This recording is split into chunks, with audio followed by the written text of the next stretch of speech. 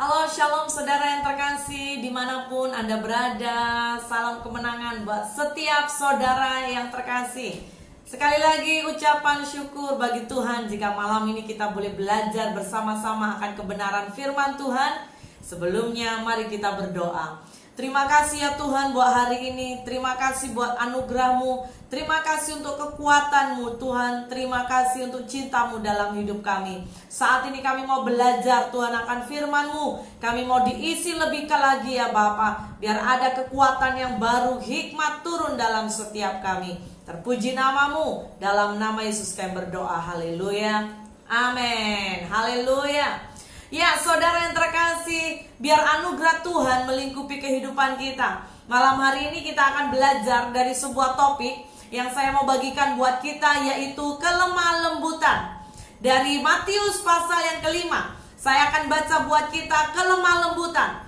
Matius 5 ayat yang kelima berkata, berbahagialah orang yang lemah lembut, karena mereka akan memiliki bumi. Wow, sekali lagi saya mau berkata, Matius 5 ayat yang kelima berkata, berbahagialah orang yang lemah lembut, karena mereka akan memiliki bumi. Dalam Galatia 5 ayat 22 berkata, tetapi buah roh ialah kasih, sukacita, damai sejahtera, kesabaran, kemurahan, kebaikan, kesetiaan, kelemah lembutan, penguasaan diri. Tidak ada hukum yang menentang hal-hal itu. Nah, saudara yang terkasih, sekali lagi betapa kelemah lembutan itu perlu dalam hidup kita. Ada amin. Rasul Paulus bahkan mencantumkan kelemah lembutan dalam ureanya juga dalam rasa atau salah satu rasa dari buah roh. Ya, jadi kelemah lembutan adalah bukan berbicara sikapnya lembut atau sopan ya secara luar, tetapi lebih berbicara kepada bagian dalamannya, yaitu sifat lemah lembut, penuh pertimbangan diri, dan juga punya yang namanya penguasaan diri kepada seseorang, bahkan berbicara dalam hal kondisi pikiran dan hati. Jadi kelemah lembutan sebetulnya di dalam firman Tuhan itu membawa atau menyatakan satu kandungan yang begitu penting, karena berbicara di dalaman kita, dari bahagian dalam hati dan batin kita. Seringkali kita memiliki satu persepsi yang salah tentang kelemah lembutan. Kita beranggapan orang yang lemah lembut adalah orang yang jalannya lemah, ya, tidak bisa melakukan apa-apa, suaranya lemah. Tapi saya mau berkata sebetulnya bukan itu. Tetapi yang paling penting adalah ketika orang lemah lembut, itu adalah orang yang tidak berpura-pura. Dia tidak memakai apapun, apa yang di luar itu sesuai yang di hatinya. Jadi malam hari ini, mari kita rindu sebagai anak Tuhan punya roh lemah lembut. Jadi kelemah lembutan adalah sebuah sikap yang sekali lagi saya berkata, dia lembut, dia tenang, dan tidak berpura-pura, dan dapat mengendalikan keinginannya. Karena itu kelemah lembutan tidak boleh disalahartikan sebagai kelemahan atau tidak adanya kekuatan dari diri seseorang. Justru kelemah lembutan adalah sebuah kekuatan yang ajaib, namun terkendali. Seorang lemah lembut bukanlah seorang yang lemah. Sekali lagi, kata lemah lembut dalam bahasa Yunani yang memakai kata prais yang sering dipakai bagi kuda jantan dewasa yang sudah dijinakkan dan dapat ditunggangi. Itulah gambaran kelemah lembutan. Sekali lagi, ya, di dalam kelemah lembutan ada kekuatan, tetapi kuat di dalam koridor atau konsep di mana ada ketaatan kepada kekang dan menggunakan kekuatan sesuai dengan perintah penunggangnya. Ya, lemah lembut itu juga digambarkan sebuah kesanggupan untuk menerima perasaan sakit yang mungkin disebabkan oleh perbuatan seseorang tanpa adanya keinginan untuk membalas, menumpahkan kemarahan, sakit hati atau dendam, atau menyimpan kebencian di dalam hati. Inilah sikap lemah lembut yang sebenarnya. Dan dalam Markus, sekali lagi kita akan membaca Markus 9 ayat 35b. Lalu Yesus duduk memanggil ke-12 murid itu. Katanya kepada mereka, jika seorang ingin menjadi yang terdahulu, hendaklah ia menjadi yang terakhir dari semuanya dan pelayan dari semuanya. Jadi saudara yang terkasih, kita anak Tuhan, mari kita belajar mengekspresikan sifat lemah lembut. Kita bukan hanya mau yang terdahulu, tetapi kita mau belajar menjadi yang terakhir. Berbicara apa? Melayani. Ya, melayani dari hati. Titus 3 ayat 2 juga berkata, janganlah mereka memfitnah, janganlah mereka bertengkar, hendaklah mereka selalu ramah dan bersikap lemah lembut terhadap semua orang. Haleluya. Orang percaya harus menghasilkan rasa buah roh kelemah lembutan ini dalam hidupnya. Ada satu tulisan, yaitu James Strong dalam bukunya Strong Exhausts Concordance of the Bible. Dia berkata bahwa orang yang lemah lembut mempunyai 3 ciri sikap. Yang pertama, dia bisa punya penguasaan diri dan tidak cepat membalas kepada yang jahat. Kedua, orang yang lemah lembut juga adalah orang yang punya roh dan cara berpikir yang rendah hati. Dan yang ketiga, orang yang punya kelemah lembutan adalah pribadi yang bisa diajar, ya, yang bisa dibentuk, yang bisa dibina. Jadi sekali lagi, betapa kita orang percaya, kita punya atau kita perlu punya roh lemah lembut. Katakan amin. Haleluya. Efesus 4 ayat yang kedua, nasihat Paulus ini juga begitu penting. Efesus 4 ayat 2 berkata, hendaklah kamu selalu rendah hati, lemah lembut dan sabar. Tunjukkanlah kasihmu dalam hal saling membantu. Lemah lembut berarti tetap berbicara dalam kondisi yang tenang, sekalipun mungkin kondisi di luaran kita itu goncang. Amin. Saudara, boleh kita belajar? Yes, kita harus belajar. Ada pepatah berkata, diam adalah emas, ya. Jadi saya yakin bahwa ketika kita menghadapi atau merespon sesuatu dengan sikap diam dulu, itu emas, saudara. Ya, orang yang diam, sekali lagi saya bukan berkata orang yang diam dalam segala hal, bukan. Tetapi ketika kita merespon sesuatu, mari kita jangan cepat berkata-kata, tetapi kita belajar dengar, kita diam, kita renungkan. George MacDonald juga berkata bahwa Allah tidak ingin mendengar dari kita sebuah nada yang menyinggung atau sepatah kata yang melukai hati orang lain. Yesus lahir untuk menebus kita dari dosa tersebut, seperti juga dari dosa-dosa yang lain, ya. Jadi saya rindu agar setiap kita anak-anak Tuhan, mari kita belajar. Karena kelemah lembutan juga, saya mau berkata, awal kita sudah belajar bahwa kelemah lembutan adalah salah satu rasa dari buah roh. Dan kita bisa mendapati bahwa jika sifat ini ada dalam hidup kita, sebetulnya itu adalah salah satu prototipe atau gambaran dari karakter Tuhan. Saudara mau mencerminkan karakter Tuhan di dalam hidupmu? Ketika kita ada di bumi, biar orang di sekeliling kita, mereka akan boleh lihat ada karakter Tuhan dalam hidup kita. Rasul Petrus juga menulis bahwa roh yang tenang dan lembut itu sangat berharga di mata Tuhan. 1 Petrus 3 ayat 4 dikatakan, tetapi perhiasanmu ialah manusia batinia yang tersembunyi dengan perhiasan yang tidak binasa, yang berasal dari roh yang lemah lembut dan tentram dan yang sangat berharga di mata Allah. Jadi saudara yang terkasih, dimanapun Anda berada, mari kita bangun diri kita dan kita minta, kita pertajam roh kelemah lembutan terjadi dalam hidup kita. Katakan amin, haleluya. Sekali lagi, sesungguhnya kelemah lembutan yang saya juga mau jelaskan malam ini, itu adalah sebuah sifat ilahi. Itu adalah sebuah sifat ilahi yang dari Tuhan, ya. Karena apa? Karena Tuhan mau kita hidup di bumi, kita harus jadi pola atau contoh bagi setiap orang yang melihat. Bahkan saya mau sharekan, ada satu kisah dari kitab Perjanjian Lama, di mana Kain dan Habel. Saya yakin setiap kita sangat familiar. Peristiwa Kain dan Habel ini adalah perkenanan Allah atas Habel yang setia pada korbannya.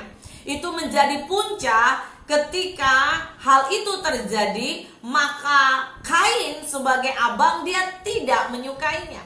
Kemarahan Kain pun berkorban dengan hebat dan wajahnya menjadi muram. Saya membaca saudara ya. Kita lihat dari Kejadian 4 ayat 3 sampai 7. Kejadian 4 ayat 3 sampai 7. Setelah beberapa waktu lamanya, maka Kain mempersembahkan sebagian dari hasil tanah itu kepada Tuhan sebagai korban persembahan. Habel juga mempersembahkan korban persembahan dari anak sulung kambing, dombanya yakni lemak-lemaknya. Maka Tuhan mengindahkan Habel dan korban persembahannya itu. Tetapi Kain dan korban persembahannya tidak diindahkannya. Lalu hati Kain menjadi sangat panas dan mukanya muram. Firman Tuhan kepada Kain, "Mengapa hatimu panas dan mukamu muram? Apakah mukamu tidak akan berseri jika engkau berbuat baik? Tetapi jika engkau tidak berbuat baik, dosa," perhatikan saudara, "dosa sudah mengintip di depan pintu. Ia sangat menggoda engkau, tetapi engkau harus berkuasa atasnya." Katakan amin.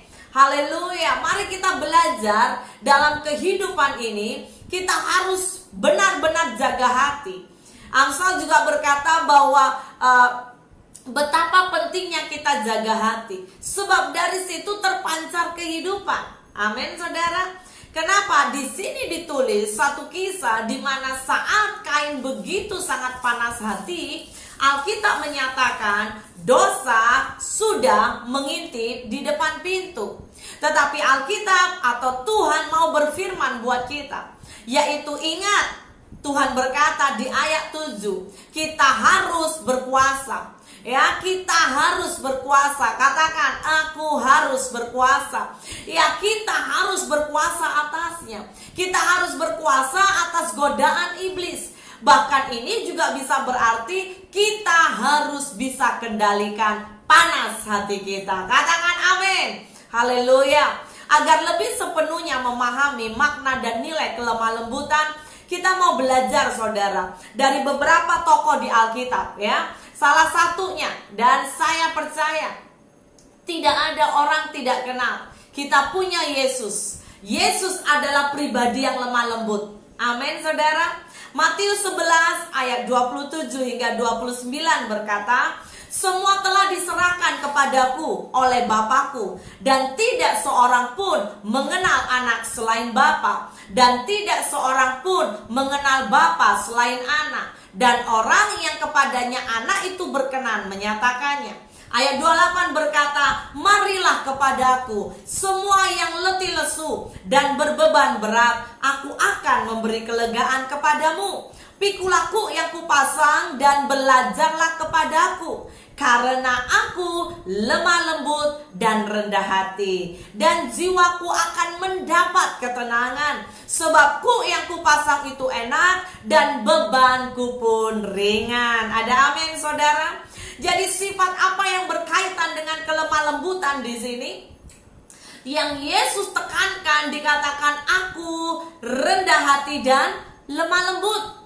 Sifat kelemah lembutan itu berkaitan sangat erat dengan sifat kerendahan hati. Sebaliknya, keangkuhan juga membuat orang itu bisa meninggikan diri, dan bahkan bisa melakukan orang lain itu dengan kasar tanpa dia sadari. Amsal 18 ayat 12 berkata, "Tinggi hati mendahului kehancuran, tetapi kerendahan hati mendahului kehormatan." Siapa di antara saudara malam hari ini engkau rindu untuk dapat kehormatan? Saudara, tidak mahal harganya, tetapi susah memang. Yaitu apa? Harus punya rendah hati. Katakan yes, haleluya. Kerendahan hati itu perlu. Sekali lagi, rendah hati itu perlu. Ketika kita menjadi orang percaya, anak-anak Tuhan, mari kita punya kerendahan hati.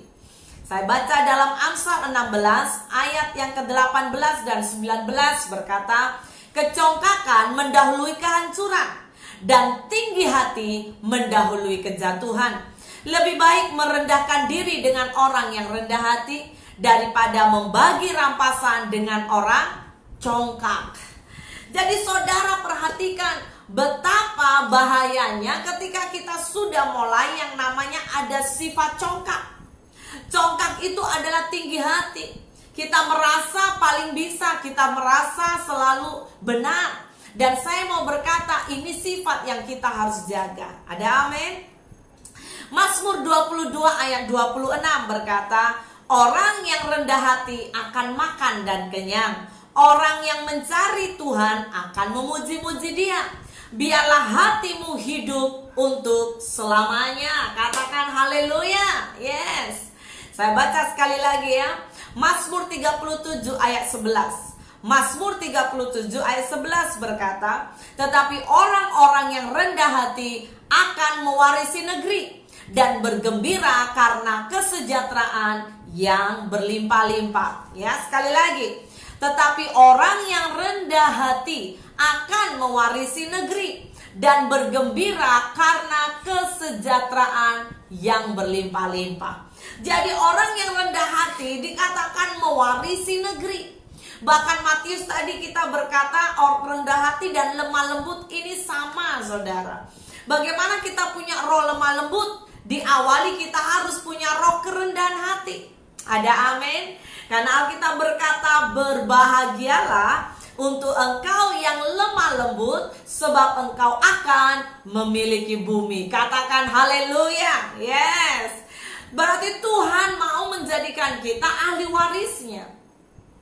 Namun kita harus terlebih dahulu membangun sebuah sikap, sifat, atau bahkan karakter kerendahan hati.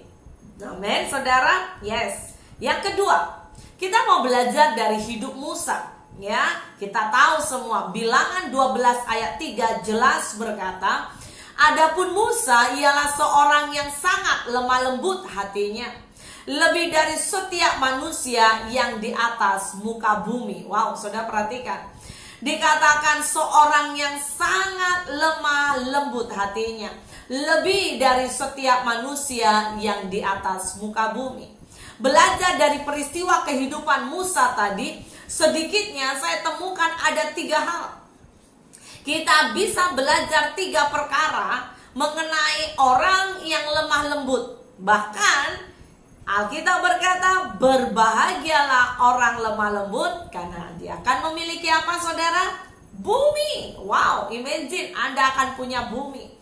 Ya, apa cirinya? Yang pertama, orang yang lemah lembut adalah orang, perhatikan, orang yang akan marah pada waktu yang tepat dan tidak akan pernah marah pada waktu yang salah.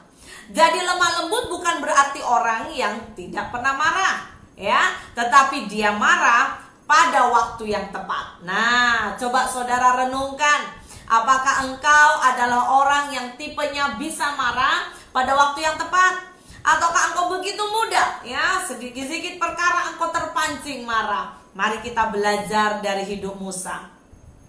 Yang kedua, orang lemah lembut itu dari hidupnya Musa kita belajar juga, yaitu orang yang memiliki sikap tanggap, sabar, dan punya perasaan yang terkendali. Sekali lagi ini penting. Kenapa? Karena ia menyadari bahwa hidupnya itu di bawah kendali Allah. Hidupnya tidak dikendalikan emosi, perasaan, atau hawa nafsu dunia. Katakan haleluya. Yes. Mari kita belajar. Kita tidak mau dipengaruhi oleh emosi. Amin, saudara. Tetapi kita mau hidup kita dikendalikan oleh apa? Oleh Allah sendiri. Yang ketiga, orang yang lemah lembut adalah orang yang punya kerendahan hati. Sekali lagi dan lagi, kerendahan hati, kata kuncinya. Sehingga mereka tidak jatuh pada sikap sombong dan menganggap diri tidak punya kelemahan atau kekurangan, ya. Kiranya ini dijauhkan dalam hidup kita. Kita tetap pelihara roh kelemah lembutan. Yang ketiga adalah contoh di mana di dalam Alkitab ada seorang wanita yang mungkin namanya tidak terlalu terkenal, tetapi ini gambaran wanita bijak.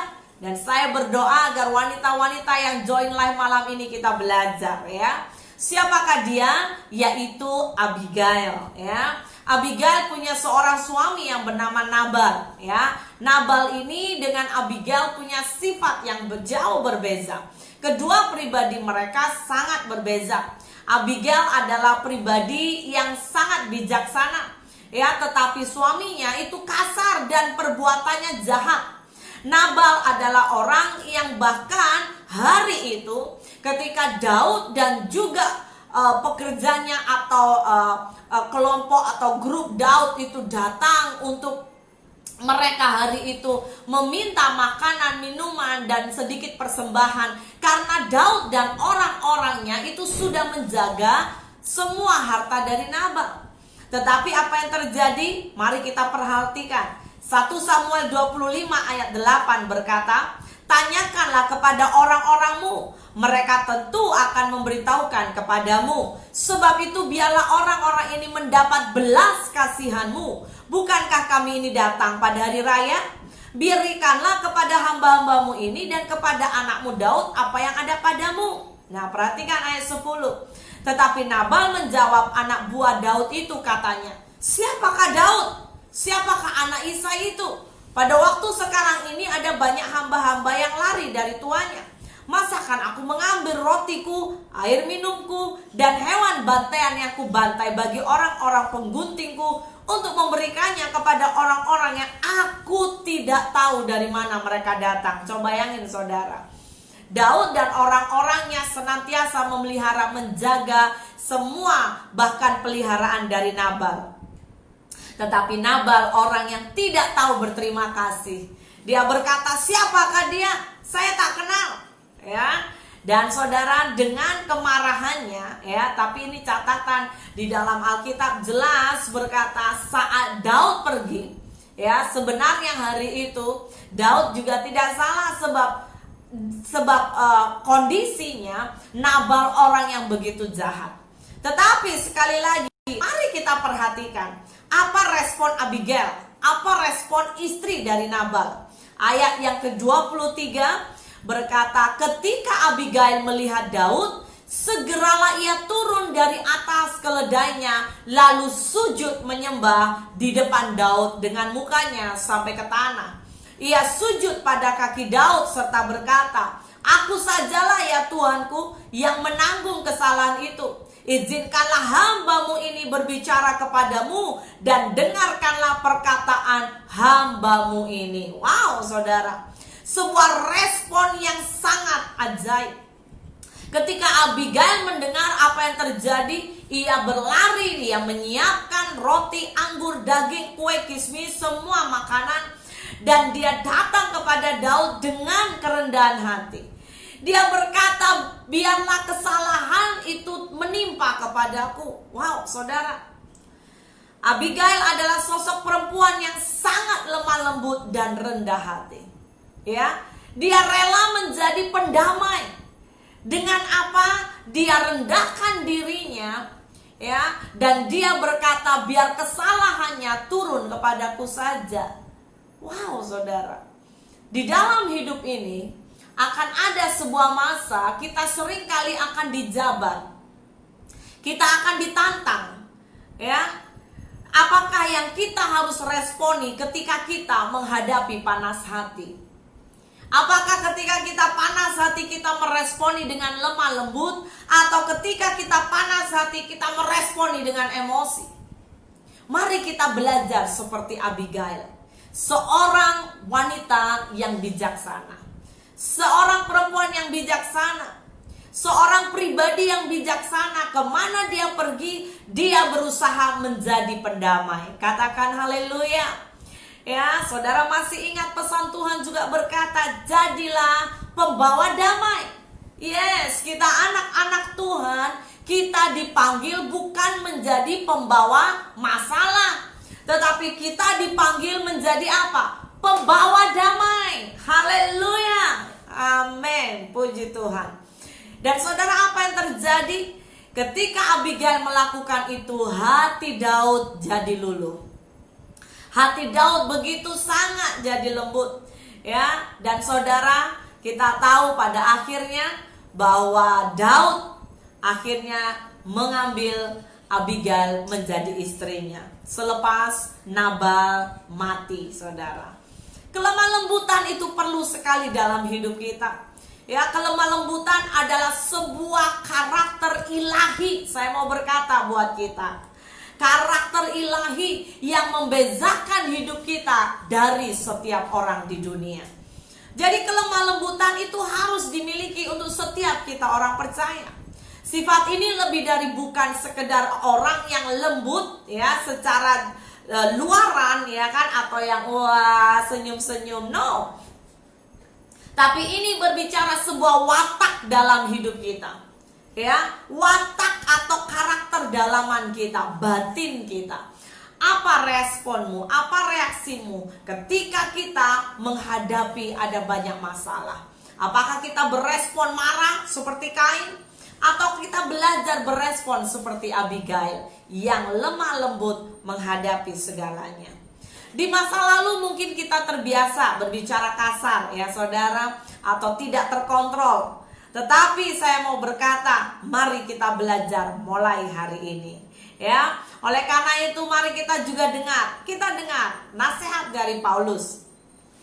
Kolose 3 ayat 12 berkata, karena itu sebagai orang-orang pilihan Allah yang dikuduskan dan dikasihinya, kenakanlah belas kasihan, kemurahan, kerendahan hati, kelemah lembutan, dan kesabaran. Sabarlah kamu seorang terhadap yang lain, dan ampunilah seorang akan yang lain. Apabila yang seorang menaruh dendam terhadap yang lain, sama seperti Tuhan telah mengampuni kamu, kamu perbuat jugalah demikian.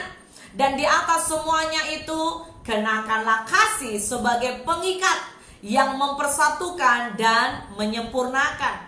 Hendaklah damai sejahtera Kristus memerintah dalam hatimu, karena untuk itulah kamu telah dipanggil menjadi satu tubuh, dan bersyukurlah. Haleluya. Amin saudara. Di sini dikatakan belajar ampuni orang lain seperti Tuhan sudah mengampuni engkau. Jadi jangan pernah berkata, aku tidak bisa mengampuni dia. Alkitab bahkan berkata apa saudara? Berapa kali kita harus mengampuni? 70 kali 7.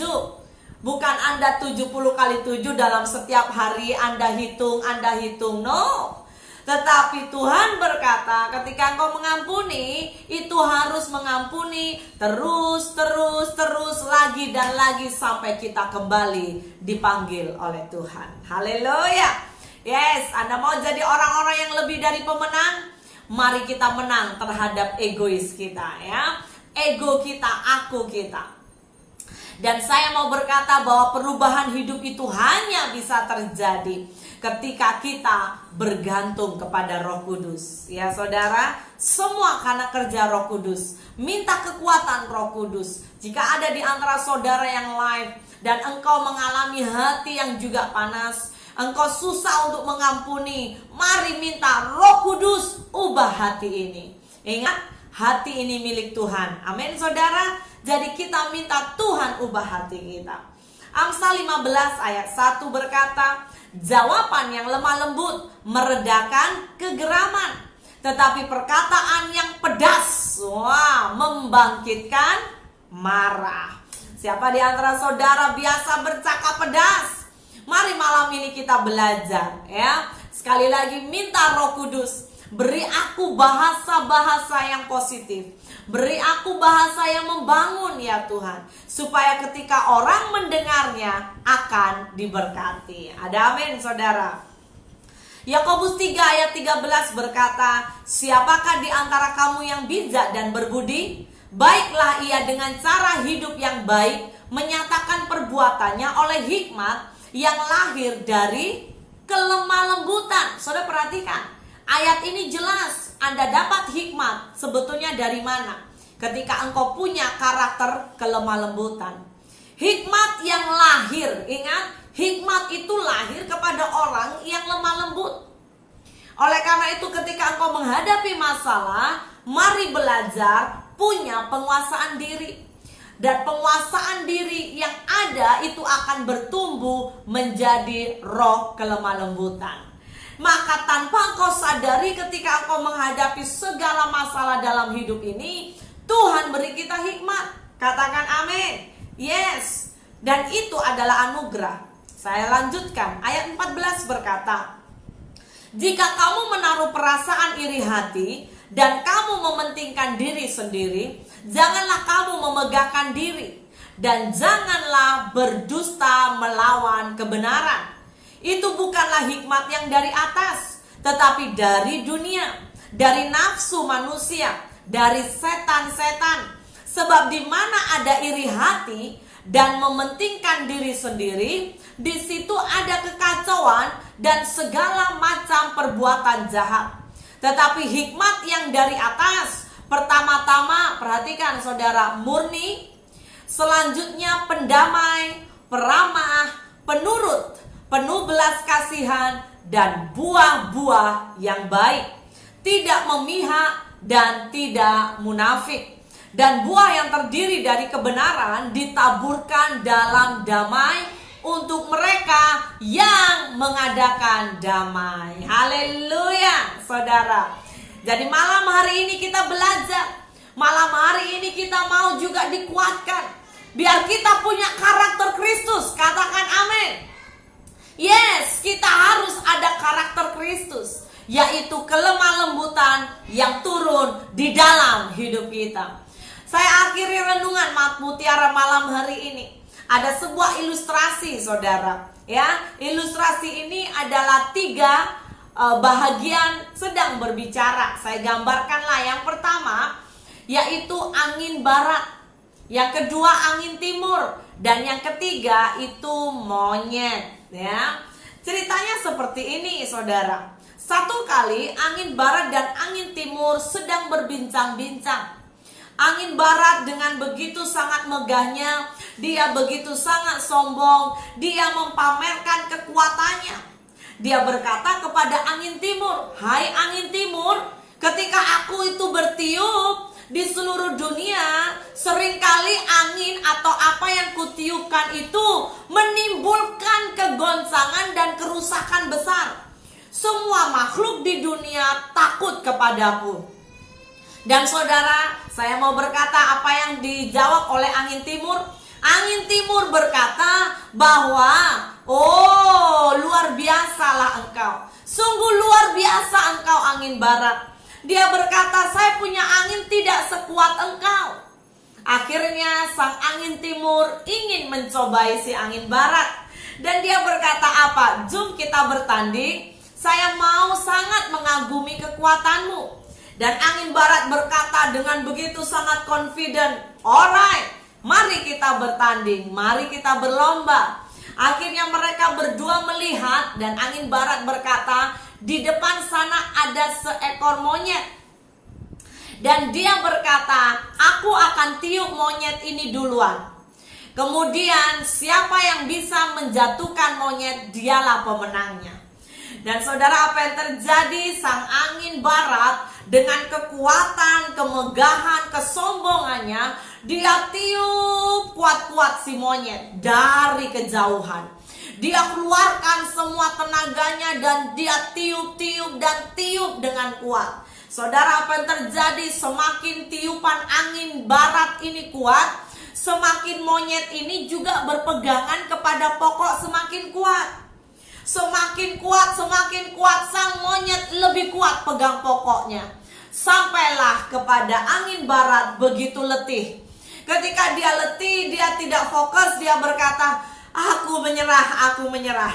Sekarang bagianmu angin timur. Kamu tiup sesuka hatimu. Kalau saya saja tidak bisa jatuhkan dia, apalagi kamu. Jadi saudara, apa yang terjadi? Angin timur dengan senyum-senyum dan sedikit takut, tapi dia mau mencoba. Kemudian dia mulai meniupkan anginnya. Angin timur ini terkenal angin yang sepoi, atau gambaran dari angin yang lembut. Angin yang dia angin yang sangat lembut, ya. Dia tiup lembut-lembut, angin itu dikeluarkan dari dirinya. Saudara, apa yang terjadi? Tidak dalam waktu yang cukup lama, sekejap saja, maka seekor monyet itu begitu menikmati tiupan lembutnya angin timur. Ketika sang monyet dia semakin menikmati tiupan angin timur, monyet tanpa sadari, monyet lepaskan pegangannya dan terjatuhlah. Saudara, apa hikmah dari ilustrasi ini? Tanpa kita sadari, terkadang kita berpikir untuk mengubah segala sesuatu, aku mau yang keras. Untuk mengubah segala sesuatu, kita mau yang begitu sangat mengekspresikan dengan ekspresi emosional. Tetapi saya mau berkata, tidak semua perkara bisa dijawab dengan emosional. Tetapi yang paling bijak adalah mari belajar pakai tiupan angin timur, yaitu apa? Kelemah lembutan. Ada amin. Ya, saudara yang terkasih, umat Tuhan dimanapun Anda berada, saya tidak tahu sekali lagi apa background kita. Ya, saya tidak tahu juga apa karakter hidupmu, apa sifatmu, atau apa temperamen dalam hidup setiap saudara satu persatu. Tetapi malam ini pesan saya adalah, mari kita bangun diri kita menjadi pribadi yang lemah lembut. Ada amin, saudara? Malam hari ini saya rindu untuk tutup perenungan kita. Kita mau menyembah Dia dengan satu pujian, ya. Dan kita rindu ini menjadi doa kita. Kasih pasti lemah lembut. Anda dan saya, mari kita memuji Tuhan bersama-sama. Kasih itu lemah lembut. Amin. Kasih pasti lemah lembut. Kasih pasti memaafkan. Kasih pasti murah hati. Kasih-Mu Tuhan. Kasih pasti lemah lembut. Kasih pasti memaafkan. Kasih pasti murah hati. Kasih-Mu Tuhan. Katakan, ajarilah kami ini saling mengasihi. Ajarilah kami ini saling mengampuni. Ajarilah kami ini kasih-Mu, ya Tuhan. Kasih-Mu kudus tiada batasnya. Terima kasih Tuhan buat malam ini. Terima kasih buat cinta-Mu, ya Tuhan. Terima kasih untuk kasih-Mu bagi setiap kami. Biar setiap kami juga akan punya kasih seperti kasih-Mu, ya Bapa. Hamba berdoa, jamah setiap kami hari ini. Beri kami hati-Mu. Terima kasih Tuhan. Mari pujikan ini sekali lagi. Katakan dari hati-Mu. Kasih pasti lemah lembut. Kasih pasti memaafkan. Kasih pasti murah hati. Kasih-Mu Tuhan. Ajari